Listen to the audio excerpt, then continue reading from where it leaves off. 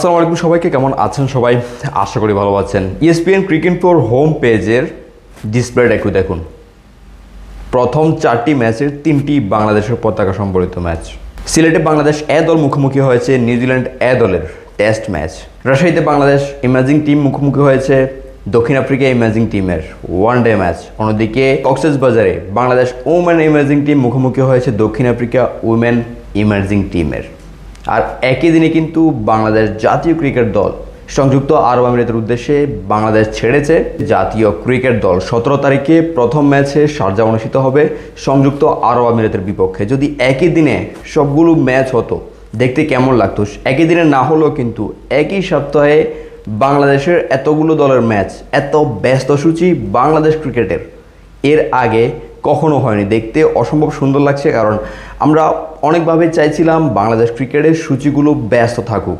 এ দল, ইমার্জিং দল, বয়সভিত্তিক দল, জাতীয় দল একই সাথে খেলছে, দেখতে অসম্ভব সুন্দর লাগছে। যদি ইমার্জিং টিম প্রথম ম্যাচে অসাধারণ একটি জয় উপহার দিয়েছিল, আজকের ম্যাচে আকবর আলীর 131 রানের অসাধারণ ইনিংসের পরেও কিন্তু শেষ পর্যন্ত ম্যাচটি লোয়ার অর্ডার ব্যাটসম্যানরা জয় উপহার দিতে পারেনি। তবে সিরিজ একে একে সমতায়।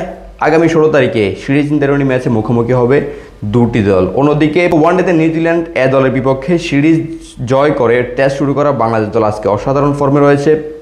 খালেদ আহমেদ 4 উইকেট, এনামুল হক 3 উইকেট নিয়ে ইতিমধ্যেই বাংলাদেশ প্রথম দিন নিজেদের করে নিয়েছে। অন্যদিকে নারী ইমার্জিং দলও কিন্তু দক্ষিণ আফ্রিকা ইমার্জিং দলের বিপক্ষে জয় পেয়েছে। সব মিলিয়ে যে সূচি, ব্যস্ত সূচি, তার উপর জয়। এবং যে যদি জাতীয় ক্রিকেট দলের কথা বলি, কারণ তাদের একটি ইমার্জিং দল, একটা এ দল খেলছে এবং জাতীয় দল তাদের সূচিত রয়েছে। ব্যস্ত সূচির মাঝখানে আবার পাইপলাইনে যে প্লেয়াররা রয়েছে তারা পারফরমেন্স করছে, তারা হাই প্রোফাইল যে দলগুলো রয়েছে দক্ষিণ আফ্রিকা নিউজিল্যান্ডের বিপক্ষে ভালো পারফরমেন্স করছে, জয় নিয়ে আসছে বা প্রতিযোগিতাও করছে।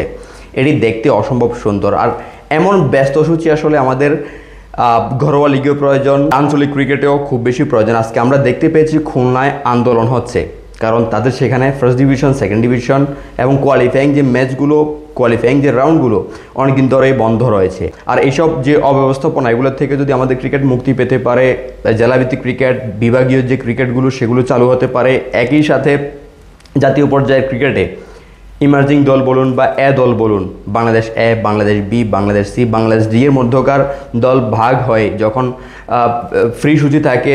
জাতীয় দলের খেলার কারণে যারা ঘরোয়া ক্রিকেটের খেলোয়াড়রা তারা কোনো সূচি পায় না, তারা অলসতার সময় কাটায়, তাদের কোনো ম্যাচ থাকে না। তখন এ দল, বি দল, সি, ডি দল দিয়ে টুর্নামেন্ট করা যেতে পারে।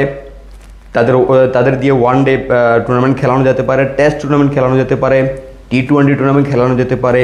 এমন ব্যস্ত সূচি আসলে আমাদের ক্রিকেটটাকে বাঁচাতে অনেক বড় ভূমিকা পালন করতে পারে, যদি আমাদের ক্রিকেট বোর্ড সেটি ভালো দৃষ্টিতে দেখে এবং সেই হিসেবে কাজ করে।